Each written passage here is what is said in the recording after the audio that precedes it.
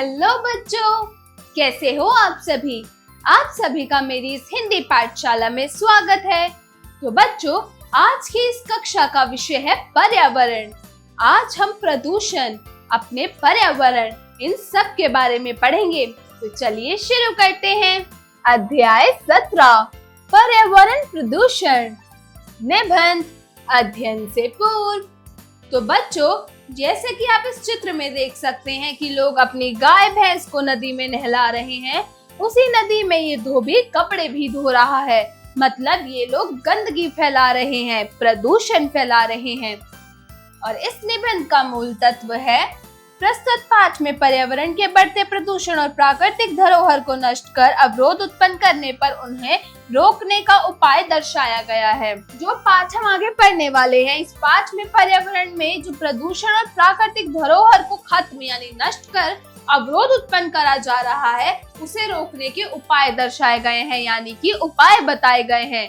तो चलिए इन निबंध को पढ़ना शुरू करते हैं। देखते हैं इन्होंने ऐसी चीजों को रोकने के लिए क्या क्या उपाय बताए हैं। चलिए शुरू करते हैं। वर्तमान समय में हम जिस वातावरण में रहते हैं, जिस प्रकार की वायु को हम पेड़ पौधों के माध्यम से श्वास के रूप में ले रहे हैं एवं जिन ऋतुओं का आनंद उठा रहे हैं, वह सभी हमें प्रकृति के द्वारा सौंपी गई है। मतलब ये सारी नेचुरल यानी प्राकृतिक है। जो भी हम सांस ले रहे हैं, जो भी वातावरण में चीजें उपलब्ध है, वो सारी प्राकृतिक हैं। और इस उपहार को संभाल कर रखना ही हमारा कर्तव्य है, ना कि इसको नष्ट करना यानी कि खराब करना। प्राकृतिक घटनाओं के द्वारा चलने वाले नियमित चक्र हमारे जीव जंतु तथा अन्य पेड़ पौधों के लिए अत्यंत आवश्यक है। पर्यावरण शब्द परि तथा आवरण दो शब्दों के सार्थक मेल से बना है। परि का अर्थ है चारों तरफ तथा आवरण का अर्थ है घेरा, अर्थात प्रकृति में जो भी चारों ओर प्रलिक्षित है, यथा जल, मृदा, वायु, पेड़ पौधे तथा प्राणी आदि सभी पर्यावरण के अंग हैं। हमारे आसपास जो प्राकृतिक आवरण है, उसे हम पर्यावरण कहते हैं। हमारे पर्यावरण को जल, वायु, सूर्य, चंद्रमा, नदियां, पर्वत, वनस्पति आदि अत्यधिक प्रभावित करते हैं और पर्यावरण का संतुलन इन सभी पर निर्भर करता है, इन्हीं सभी पर डिपेंड करता है। पर्यावरण के प्रदूषण का सीधा साधा अर्थ है मृदा, हवा, जल, मिट्टी, हवा और जल जैसे पर्यावरण के आवश्यक घटकों का अपनी गुणवत्ता को खो देने तथा उनके बीच एक प्रकार के असंतुलन का जन्म लेना। यह तो ज्ञात ही है कि पृथ्वी पर फल फूल आदि होना जीवन के लिए कितना आवश्यक है। इन घटकों की गुणवत्ता में हुई कमी या असंतुलन का सीधा दुष्प्रभाव उनका उपयोग कर रहे जीव जंतु एवं पेड़ पौधों पर पड़ता है। मानव ने प्रकृति से छेड़छाड़ विभिन्न सुख सुविधाओं के उपभोग हेतु किया है, जिसके कारण प्रदूषण में वृद्धि हुई है। निरंतर आगे बढ़ने की कोशिश में इंसान प्राकृतिक संसाधनों का अनियंत्रित तरीके से दोहन करता रहता है। इसके कारण प्रदूषण की विभिन्न समस्याएं विशाल रूप ले चुकी हैं। प्रदूषण के विभिन्न प्रकार निम्न हैं, जैसे कि जल प्रदूषण। बड़े बड़े नगरों और औद्योगिक कारखानों से निकलने वाले जहरीले अवशेष नदियों में बहाए जाने से जल प्रदूषण की समस्या उत्पन्न हो गई है और घरों से निकलने वाले अपशिष्ट पदार्थ एवं गंदे जल की नदियों में बहा देने से भी जल प्रदूषित होता है। जल प्रदूषण से पेट संबंधी बीमारियां होती हैं, जैसे पीलिया, डायरिया आदि। तो बच्चों, बड़े बड़े शहरों में जो औद्योगिक कारखाने होते हैं, उनसे बहुत जहरीले अवशेष नदियों में बहा दिए जाते हैं, जो नदियों से फिर जल समस्या, जल प्रदूषण की समस्या पैदा होती है। और वही जल जब हमारे घरों में जाता है, तो वो हम उस गंदे जल को जब हम पीते हैं, तो उससे हमें कई तरह की पेट संबंधी बीमारी होती है, जैसे कि पीलिया, डायरिया इत्यादि। अगला है वायु प्रदूषण, यानी जो प्रदूषण हवा में होता है, उसे हम वायु प्रदूषण कहते हैं। प्रत्येक जीव एवं प्राणी को सांस लेने के लिए शुद्ध वायु की आवश्यकता होती है। हम ऑक्सीजन लेते हैं और कार्बन डाइऑक्साइड छोड़ते हैं। वायु में फैलने वाले प्रदूषण मुख्यतः वाहनों, एवं कारखानों से निकलने वाले धुएं एवं गैसों से होते हैं। वाहनों एवं कारखानों से निकलने वाले हानिकारक गैस जैसे कार्बन मोनोऑक्साइड तथा सल्फर डाइऑक्साइड वातावरण को प्रदूषित करती है। इनसे फेफड़े व सांस संबंधी बीमारी जैसे दमा, खांसी और फेफड़ों का कैंसर आदि होने का खतरा बढ़ जाता है। तो वायु प्रदूषण में कई हानिकारक गैसें होती हैं जो वाहन और कारखानों से निकलती हैं। वो गैसें हैं कार्बन मोनोऑक्साइड, सल्फर डाइऑक्साइड वातावरण को प्रदूषित करती है, बहुत ज्यादा खतरनाक होती है, जिससे हमें सांस संबंधी बीमारी, फेफड़ों की बीमारी होती है, जिससे हमें अस्थमा, दमा, खांसी, फेफड़ों का कैंसर आदि होने का खतरा अत्यधिक बढ़ जाता है। अगला प्रदूषण है मृदा प्रदूषण, यानी कि मिट्टी का जो प्रदूषण होता है। मृदा प्रदूषण कृषि से होने वाले उत्पादों के लिए भूमि पर निरंतर रासायनिक तत्वों का उपयोग हो रहा है, जिससे उसकी उर्वरा शक्ति क्षीण होती जा रही है। इसका दुष्प्रभाव मानवीय स्वास्थ्य पर पड़ रहा है। इसके अलावा वर्षा के कम होने के कारण जल स्तर भी निरंतर घट रहा है, जिसके कारण पेयजल का संकट गहराने लगा है। वर्तमान में पर्यावरण का प्रदूषण न सिर्फ हमारी बल्कि पूरे विश्व की समस्या बन गई है। इसलिए इसके संरक्षण के लिए सभी देशों ने नियम बनाए हैं। हमारी सरकार ने भी पर्यावरण के लिए कई कानून बनाए हैं। अतः हमारा कर्तव्य होना चाहिए कि हम उन नियमों व कानूनों का पालन करें। कानून बनाने के साथ साथ हमें लोगों को जागरूक करना भी आवश्यक है, जागरूक करना भी जरूरी है। तो ये था बच्चों मृदा प्रदूषण। अब हम पढ़ेंगे ध्वनि यानी कि नॉइस। ध्वनि प्रदूषण जो आवाजों का प्रदूषण होता है, जैसे गाड़ियों के हॉर्न्स बजते हैं, फैक्ट्रियों में से आवाजें आती हैं, लाउड म्यूजिक चलते हैं, उन्हें हम ध्वनि प्रदूषण कहते हैं। तो वाहनों, रेडियो, टेलीविजन और कल कारखानों से उत्पन्न होने वाली तेज आवाज के कारण ध्वनि प्रदूषण की समस्या उत्पन्न होती है। अधिक शोर का हमारे स्वास्थ्य पर बुरा प्रभाव पड़ता है। ध्वनि प्रदूषण से न सिर्फ हमारी श्रवण शक्ति कमजोर होती है, बल्कि हृदय रोग तथा रक्तचाप की बीमारियों का भी जन्म होता है। ध्वनि प्रदूषण के हानिकारक प्रभावों को देखते हुए ही गाड़ी के तेज हॉर्न अस्पतालों व स्कूलों के निकट बजाना वर्जित है, यानी कि आप हॉस्पिटल्स और स्कूलों के आसपास गाड़ी के तेज हॉर्न नहीं बजा सकते, ये अलाउड नहीं है। क्या आप जानते हैं कि प्रशासन की अनुमति के बिना लाउड स्पीकर नहीं लगाया जा सकता? शादी, विवाह, जागरण आदि समारोह में भी लाउड स्पीकर आदि बजाने की अनुमति हमें पहले से ही संबंधित विभाग से लेनी पड़ती है। देर रात लाउड स्पीकर बजाना कानूनी रूप से जुर्म है। रात को 10 बजे के बाद आप लाउड स्पीकर नहीं बजा सकते। जो भी व्यक्ति रात को 10 बजे के बाद लाउड स्पीकर बजाता है वो कानूनी रूप से जुर्म कर रहा है, वो जुर्म है। चलिए अब हम शब्दार्थ की ओर बढ़ते हैं। शब्दार्थ कर्तव्य मतलब जिम्मेदारी, दुष्प्रभाव मतलब बुरा असर, अंग मतलब हिस्सा या फिर भाग, अपिष्ट मतलब व्यर्थ, गुणवत्ता मतलब विशिष्टता, निरंतर मतलब लगातार, असंतुलन मतलब अस्थिरता या अनुपातहीनता, मृदा मतलब मिट्टी, घटक मतलब तत्व और उर्वरा शक्ति मतलब उपजाऊपन। उच्चारण करें। तो बच्चों यहाँ पर आपको कुछ शब्द दे रखे हैं, आपको इन शब्दों का उच्चारण करना है। तो चलिए मेरे साथ इन शब्दों का बार बार उच्चारण करेंगे। तो चलिए शुरू करते हैं। औद्योगिक, संरक्षण, पर्यावरण, श्रवण शक्ति, उर्वरा। तो बच्चों ये है कुछ शब्द जिनका आपको बार बार इनका उच्चारण कर इनका अभ्यास करना है। तो चलिए जो निबंध हमने प्रदूषण के ऊपर पढ़ा, अब हम उसका अभ्यास कार्य करेंगे, यानी अभ्यास कार्य शुरू करेंगे। तो चलिए मेरे साथ अभ्यास कार्य शुरू कीजिए।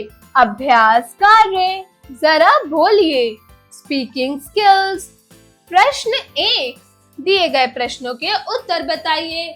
तो बच्चों, यहाँ पर आपको कुछ प्रश्न दिए गए हैं जिनका आपको सही सही जवाब देना है। चलिए बताइए।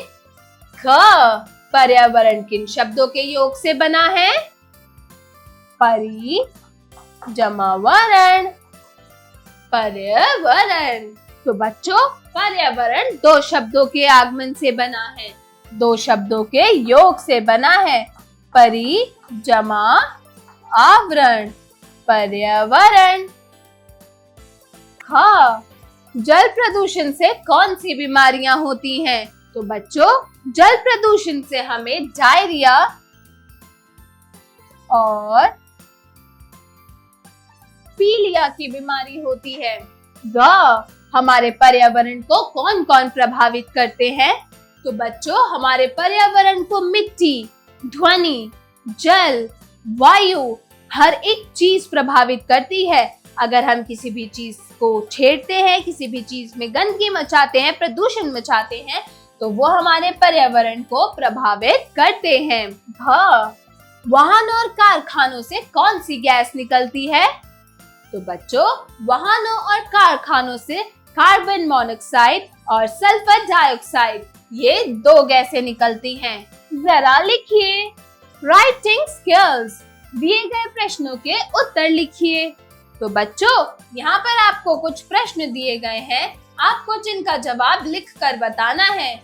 तो बताइए। क, तो बच्चों, प्रदूषण से आप क्या समझते हैं? तो बच्चों, प्रदूषण से तात्पर्य है पर्यावरण। आप पर्यावरण में कितनी गंदगी फैलाते हैं, उसे हम प्रदूषण कहते हैं। और इसके 4 प्रकार होते हैं। कितने? 4। मृदा, जल, ध्वनि और वायु। ख, जल प्रदूषण के प्रमुख कारकों को लिखिए। तो बच्चों, जल प्रदूषण का मेन है जो भी कारखानों या औद्योगिक फैक्ट्री कारखानों से जो भी जहरीले पदार्थ निकलते हैं वो नदियों में बहा दिए जाते हैं, जिससे लोगों को डायरिया, पीलिया जैसी बीमारी होती है, क्योंकि वही पानी घरों तक पहुंचाया जाता है। तो जल प्रदूषण का प्रमुख कारण है औद्योगिक कारखाने। मृदा प्रदूषण के क्या कारण हैं? तो बच्चों, मृदा प्रदूषण का कारण है जो कृषि द्वारा रासायनिक जहरीले पदार्थ धरती पे डाले जाते हैं ताकि खेती अच्छी हो। उर्वरा शक्ति बढ़ाने के लिए जो भी पदार्थों का इस्तेमाल होता है, उससे मृदा प्रदूषण बढ़ता है। मृदा प्रदूषण का यही सबसे खास कारण है। अगला है घ, वायु प्रदूषण से किस प्रकार के रोगों का खतरा उत्पन्न होता है? Very good. तो वायु प्रदूषण से दमा, खांसी और फेफड़ों का कैंसर। ध्वनि प्रदूषण से उत्पन्न होने वाली समस्याओं को लिखिए। ध्वनि प्रदूषण से किस तरह की समस्याएं उत्पन्न होती हैं? तो बच्चों, ध्वनि प्रदूषण से श्रवण रोग और उच्च रक्तचाप यानी कि सुनने की बीमारी और हाई ब्लड प्रेशर, श्रवण रोग और उच्च रक्तचाप की बीमारी होने की संभावनाएं होती हैं। चलिए अब अगले प्रश्न को देखते हैं। प्रश्न 3, दिए गए सही कथन पर सही तथा गलत कथन पर गलत का चिन्ह लगाइए। तो बच्चों, यहाँ पर आपको कुछ वाक्य दिए गए हैं। इन वाक्यों में से जो वाक्य सही हैं, दिए गए स्थान पर सही का चिन्ह लगाइए, और अगर वाक्य गलत है तो दिए गए स्थान पर गलत का चिन्ह लगाइए। तो चलिए शुरू करते हैं। क, पर्यावरण से तात्पर्य है हमारे आसपास के प्राकृतिक आवरण से है। क्या यह वाक्य सही है? हाँ, यह कथन बिल्कुल सही है, तो हम इसके आगे सही का चिन्ह लगाएंगे। हाँ, पीलिया रोग वायु प्रदूषण के कारण होता है। क्या यह कथन सही है? ये कथन बिल्कुल गलत है। पीलिया हमें जल प्रदूषण से होता है, तो यह कथन गलत है, तो हम इसके आगे गलत का चिन्ह लगाएंगे। खांसी की समस्या जल प्रदूषण से उत्पन्न होती है। खांसी की समस्या जल प्रदूषण से उत्पन्न होती है। क्या ये वाक्य, ये कथन सही है? नहीं, ये कथन भी बिल्कुल गलत है। हृदय रोग ध्वनि प्रदूषण के कारण उत्पन्न होता है। बिल्कुल सही, यह कथन बिल्कुल ठीक है, तो हम इसके आगे सही का चिन्ह लगाएंगे। चलिए अब अगले प्रश्न को देखते हैं। प्रश्न 4, उचित शब्दों के साथ रिक्त स्थानों की पूर्ति कीजिए। तो बच्चों, यहाँ पर आपको कुछ वाक्य दिए गए हैं और यहाँ पर आपको रिक्त स्थान भी दिए गए हैं। आपको इन रिक्त स्थानों को भरकर इन वाक्यों को पूरा करना है। तो चलिए मेरे साथ इन वाक्यों को पूरा कीजिए और इनके सही सही जवाब बताइए। कानून बनाने के साथ साथ हम लोगों को जागरूक, वेरी गुड, जागरूक करना भी आवश्यक है। ध्वनि प्रदूषण के बुरे प्रभावों को देखते हुए ही गाड़ी के तेज हॉर्न अस्पतालों एवं स्कूलों के निकट बजाना वर्जित है, मतलब मना है। अगला है अधिक प्रदूषण, वेरी गुड, अधिक प्रदूषण का हमारे स्वास्थ्य पर बुरा प्रभाव पड़ता है। वायु में फैलाने वाला प्रदूषण मुख्यतः वाहनों और कारखानों से निकलने वाले धुएं एवं गैसों से होता है। चलिए अब आगे बढ़ते हैं। जरा लिखिए राइटिंग स्किल्स। प्रश्न 5, अपने घर के आसपास फैलने वाली गंदगी की रोकथाम हेतु कुछ कारगर उपाय सोचकर बताइए। तो बच्चों, आपके घर के आसपास किस प्रकार की गंदगी फैली हुई है? मिट्टी है, पेड़ पौधों से है या फिर पानी से है? तो आपको उस प्रकार की गंदगी की रोकथाम के हेतु कुछ उपाय सोचकर जो काम करे, यानी कि जो कारगर उपाय हो, ऐसे उपाय सोचकर आपको उनके जवाब अपनी अपनी नोटबुक्स में लिखना है। चलिए इतने अब आगे क्वेश्चंस करते हैं। जरा भाषा पर गौर कीजिए। Language skills. प्रश्न 6, दिए गए शब्दों से वाक्य रचना कीजिए। तो बच्चों, यहाँ पर आपको कुछ शब्द दिए गए हैं। इन शब्दों से आपको वाक्य निर्माण करना है। तो चलिए शुरू करते हैं। हानिकारक। तो हानिकारक से हम क्या वाक्य रचना करेंगे? Very good. प्रदूषण हमारे लिए हानिकारक है। प्रदूषण हमारे लिए हानिकारक है। अगला शब्द है दुष्प्रभाव। तो इससे हमने वाक्य बनाया, प्रदूषण से हमारी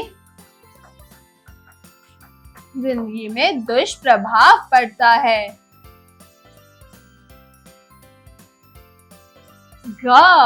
रक्तचाप। रक्तचाप से क्या वाक्य बनाएंगे? Very good. ध्वनि प्रदूषण से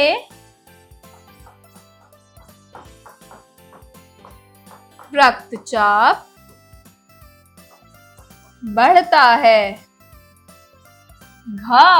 वातावरण। वातावरण से हम क्या वाक्य बनाएंगे? Very good. हमें अपने आस पास का वातावरण शुद्ध रखना चाहिए, यानी साफ रखना चाहिए। कारखाना।